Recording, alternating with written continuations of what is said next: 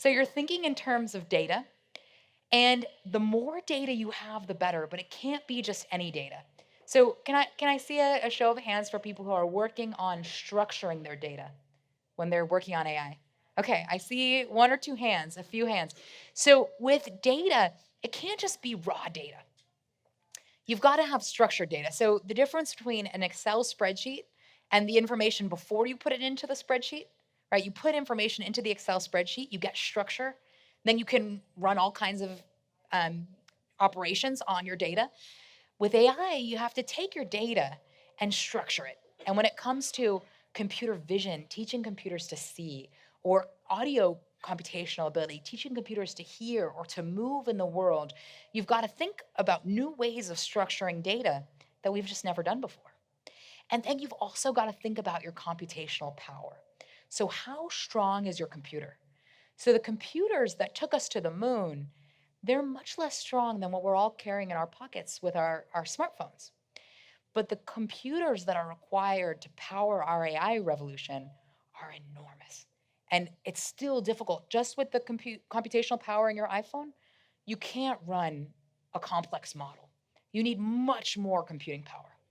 And then finally, when you have the data and you have the computing power, then you can feed them into an algorithm and you teach that algorithm, and over time, the algorithm gets smarter. And many people focus on the algorithm. They think about the model and they want a better model. But actually, if you want to build today AI that works, most of the models are free. So you can go onto the TensorFlow Zoo and get access to cutting edge models for all kinds of, of applications in AI. But what's really key is to get that data, figure out how to structure it, and get that computational power.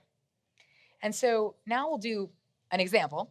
Um, Facial recognition. So I know some of you work with Facebook's facial recognition. How many of you have ever uploaded a picture and realized that Facebook or Instagram, some piece of social media, knows who you are? Okay. I'm seeing, okay, I guess I'm not seeing, all right, now people are raising hands. Thank you. Um, I appreciate the interaction. So, humor me, okay? So Facebook could not always do that. It's relatively new. Facebook's algorithms are getting smarter every time you use Facebook. Every time you upload a photo to Facebook, you're teaching Facebook. And you're teaching Facebook's algorithms how to see and how to see faces. Because human faces have certain kinds of similarities and differences from one another that makes these algorithms very powerful at picking out a face and then knowing who that face is.